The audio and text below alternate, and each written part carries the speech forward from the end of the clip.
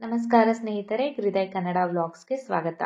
ನಾನು ಇವತ್ತಿನ ಈ ವಿಡಿಯೋದಲ್ಲಿ ಆಷಾಢ ಮಾಸದಲ್ಲಿ ಬರುವಂತಹ ಸಂಕಷ್ಟ ಚತುರ್ಥಿಯ ಬಗ್ಗೆ ತಿಳಿಸ್ಕೊಡ್ತಾ ಇದ್ದೀನಿ. ಹಾಗಾದರೆ ಆಷಾಢ ಮಾಸದಲ್ಲಿ ಸಂಕಷ್ಟ ಚತುರ್ಥಿ ಯಾವಾಗ ಬರುತ್ತೆ, ಅದರ ಶುಭ ಮುಹೂರ್ತ ಯಾವುದು, ಪೂಜೆಯನ್ನು ಹೇಗೆ ಮಾಡಬೇಕು, ಅದರ ಮಹತ್ವ ಏನು, ಹಾಗೆ ಯಾವ ಮಂತ್ರಗಳನ್ನು ನಾವು ಪಠಣೆ ಮಾಡೋದ್ರಿಂದ ನಮಗೆ ಎಲ್ಲ ಸಮೃದ್ಧಿ, ಸಂಪತ್ತು, ಸುಖ, ಶಾಂತಿ, ಆಯಸ್ಸು, ಆರೋಗ್ಯ ಇದೆಲ್ಲವನ್ನ ಪಡ್ಕೊಳ್ಬಹುದು ಅನ್ನೋದನ್ನು ಈ ವಿಡಿಯೋದಲ್ಲಿ ನೋಡೋಣ.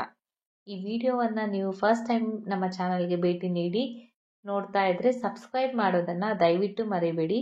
ಹಾಗೆ ವಿಡಿಯೋವನ್ನು ಎಲ್ಲೂ ಕೂಡ ಸ್ಕಿಪ್ ಮಾಡದೆ ಕೊನೆ ತನಕ ನೋಡಿ ಅಂತ ಕೇಳ್ಕೊಳ್ತಾ ವಿಡಿಯೋವನ್ನು ಶುರು ಮಾಡ್ತಾ ಇದ್ದೀನಿ.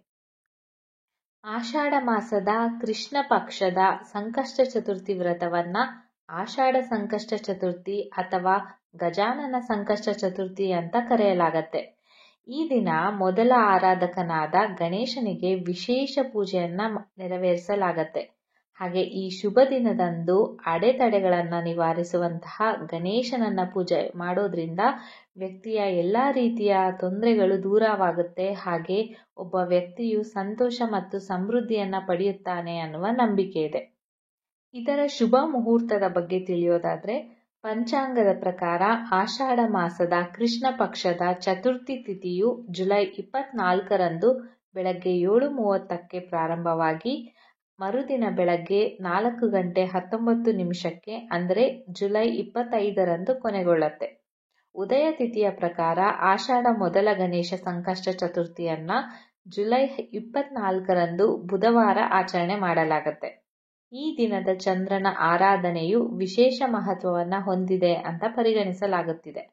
ಆದ್ದರಿಂದ ಈ ದಿನದಂದು ಚಂದ್ರೋದಯದ ನಂತರವೇ ಉಪವಾಸವನ್ನ ತ್ಯಜಿಸಲಾಗತ್ತೆ.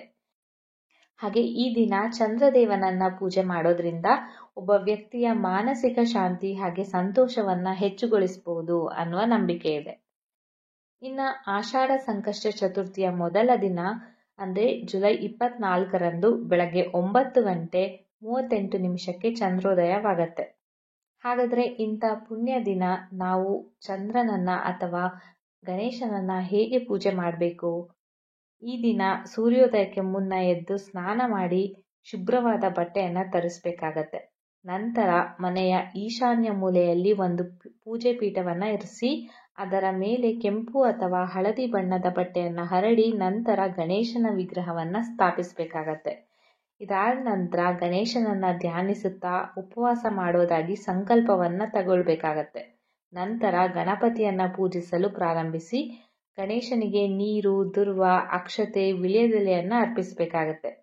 ಜೊತೆಗೆ ನಿಮ್ಮ ಆಸೆಯನ್ನ ದೇವರಿಗೆ ತಿಳಿಸಿ ಓಂ ಗಂ ಗಣಪತಯೇ ನಮಃ ಎಂಬ ಮಂತ್ರವನ್ನ ಜಪಿಸಬೇಕಾಗತ್ತೆ.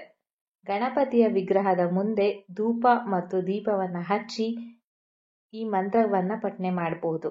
ಗಜಾನನಂ ಭೂತ ಗಣಾದಿ ಸೇವತಾಂ ಕಪಿತ್ತ ಜಂಬುಫಲ ಚಾರುಭಕ್ಷಣಂ ಉಮಾಸುತಂ ಶೋಕ ವಿನಾಶಕಾರಂ ನಮಾಮಿ ವಿಘ್ನೇಶ್ವರ ಪಾದ ಪಂಕಜಂ. ಹಾಗೆ ಈ ದಿನ ಗಣೇಶನಿಗೆ ಮೋತಿಚೂರ್ ಲಡ್ಡು ಅಥವಾ ಮೋದಕವನ್ನ ಅರ್ಪಿಸಿ ಆರತಿಯನ್ನ ಮಾಡಬೇಕಾಗತ್ತೆ.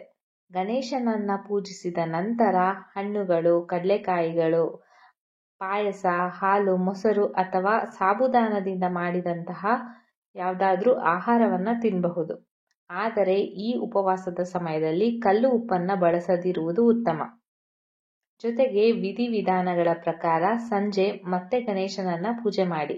ಈ ಸಮಯದಲ್ಲಿ ಸಂಕಷ್ಟ ಚತುರ್ಥಿಯ ಕಥೆಯನ್ನ ನಾವು ಕೇಳಬಹುದು. ಗಣೇಶನನ್ನ ಪೂಜಿಸಿದ ನಂತರ ರಾತ್ರಿ ಚಂದ್ರನನ್ನ ಪೂಜೆ ಮಾಡಬಹುದು.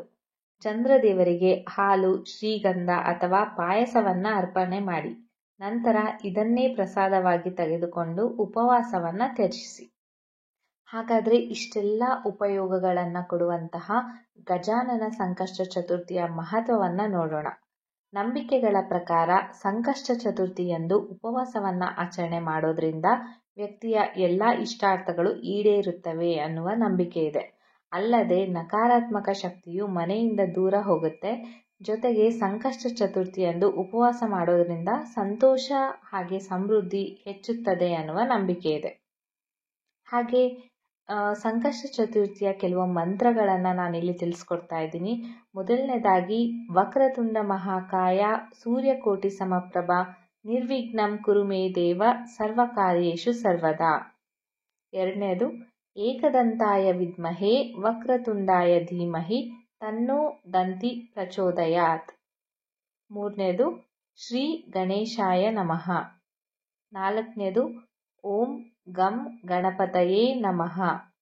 ಐದನೇದು ಓಂ ವಕ್ರತುಂಡ ಹಂ.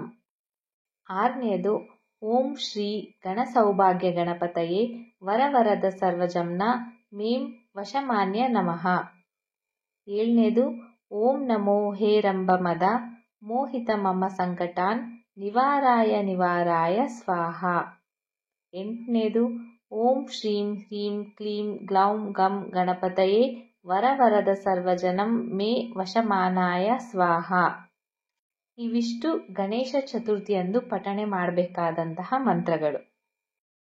ಹಾಗೆ ಕೆಲವೊಂದು ನಕಾರಾತ್ಮಕ ಪರಿಹಾರಗಳಿಗೋಸ್ಕರ ಈ ಕೆಲಸಗಳನ್ನ ಮಾಡಬೇಕಾಗತ್ತೆ. ಗಣೇಶ ಸಂಕಷ್ಟ ಚತುರ್ಥಿಯಂದು ಮನೆಯ ಮುಖ್ಯ ಬಾಗಿಲಲ್ಲಿ ಎಕ್ಕದ ಬೇರನ್ನು ಬಟ್ಟೆಯಲ್ಲಿ ಕಟ್ಟಿ ನೇತು ಹಾಕಿದರೆ ಧನಲಾಭ ಆಗುತ್ತೆ ಅನ್ನುವ ನಂಬಿಕೆ. ಇನ್ನೊಂದು 108 ಬಾರಿ ಓಂ ದುರ್ಮುಖಾಯ ನಮಃ ಎಂದು ಜಪಿಸಿದ್ರೆ ರಾಹು ಹಾಗೂ ಕೇತು ದೋಷಗಳು ದೂರವಾಗತ್ತೆ. ಮೂರನೆಯದು ಶ್ರೀ ಅಷ್ಟಲಕ್ಷ್ಮಿ ಸ್ತೋತ್ರ ಪಠಣೆ ಮಾಡಿದರೆ ಸಂಪತ್ತು ಹಾಗೆ ಸಮೃದ್ಧಿ ಲಭಿಸುತ್ತೆ. ನಾಲ್ಕನೆಯದು ಉಪವಾಸ ವ್ರತವನ್ನು ಮಾಡಿದರೆ ಶೈಕ್ಷಣಿಕದಲ್ಲಿ ಪ್ರಗತಿಯನ್ನು ಹೊಂದಬಹುದು. ಐದನೇದು ಶಿವಪೂಜೆ ಮಾಡಿದರೆ ದುಪ್ಪಟ್ಟು ಅದೃಷ್ಟ ಅಂತ ಹೇಳಲಾಗಿದೆ. ಸೊ ನೋಡಿದ್ರಲ್ಲ ಫ್ರೆಂಡ್ಸ್, ಇದಿಷ್ಟು ಗಜಾನನ ಸಂಕಷ್ಟ ಚತುರ್ಥಿಯ ಬಗ್ಗೆ ಮಾಹಿತಿ. ಈ ಮಾಹಿತಿ ನಿಮಗೆ ಇಷ್ಟ ಆಯಿತು ಅಂತ ಭಾವಿಸಿದ್ದೀನಿ. ಇಷ್ಟ ಆದಲ್ಲಿ ನಮ್ಮ ವಿಡಿಯೋಗೆ ಒಂದು ಲೈಕ್ ಕೊಟ್ಟು ನಿಮ್ಮ ಅನಿಸಿಕೆ ಅಭಿಪ್ರಾಯಗಳನ್ನು ಕಮೆಂಟ್ ಬಾಕ್ಸ್ ಮೂಲಕ ತಿಳಿಸ್ಕೊಡಿ. ಹಾಗೆ ನಿಮ್ಮ ಫ್ರೆಂಡ್ಸ್ ಜೊತೆಗೆ ರಿಲೇಟಿವ್ಸ್ಗೂ ಕೂಡ ಈ ವಿಡಿಯೋವನ್ನು ಶೇರ್ ಮಾಡಿ ನಮ್ಮ ಚಾನಲ್ಗೆ ಸಬ್ಸ್ಕ್ರೈಬ್ ಮಾಡೋದನ್ನು ಮರಿಬೇಡಿ. ನಾನು ಮತ್ತೆ ಮುಂದಿನ ವಿಡಿಯೋದಲ್ಲಿ ಹೊಸ ಮಾಹಿತಿಯನ್ನು ನಿಮ್ಮ ಮುಂದೆ ತರ್ತೀನಿ ಅಂತ ಹೇಳ್ತಾ ಎಲ್ಲರಿಗೂ ಗಜಾನನ ಸಂಕಷ್ಟ ಚತುರ್ಥಿಯ ಶುಭಾಶಯಗಳನ್ನು ಕೋರ್ತಾ ಇದ್ದೀನಿ. ನಮಸ್ಕಾರ.